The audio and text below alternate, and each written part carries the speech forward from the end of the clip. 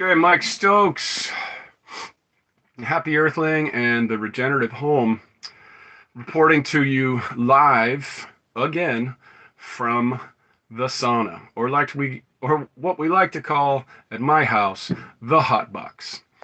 It is 166 degrees in here, and I have a superstition. I like to believe that untrue thoughts have a tough time coming out in this heat.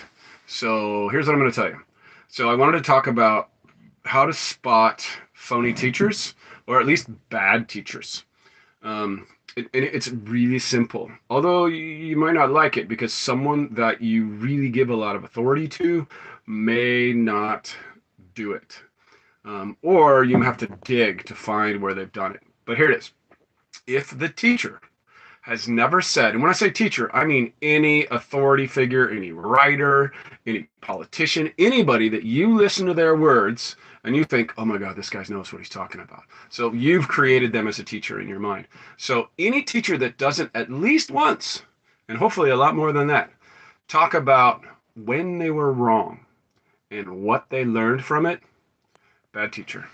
Unless your goal is to dig further into an ideology that doesn't necessarily have to do much with the truth, but has a lot to do with confirmation. And that's a hard rub. You know, most of us, myself included, everybody, is really hardwired to want to feel consistent in our identity and to want to feel consistent in our beliefs and to want to feel consistent in our power and our struggle. So if something comes along and proves you wrong, and if the teacher's not looking for where they're proved wrong, then you got a bad teacher. You know, I don't know how else to rub it in a, gentler way, but good teachers look for their blind spots. They're in the process of seeking where they're wrong.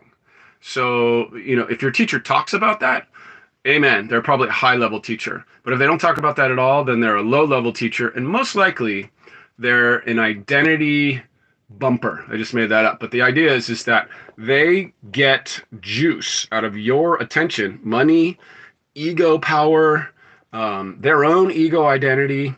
Um, and, and they're stuck in that. There's a statistical analysis that was done on people who won the Nobel Prize.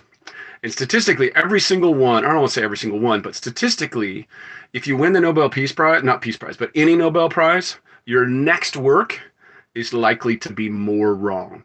Because we can't help it. Our ego is just like, okay, I'm the shit. And you feel good. You get all these dopamine, bleep, bleep, bleep, bleep, bleep. Your brain goes off and the tribe likes you.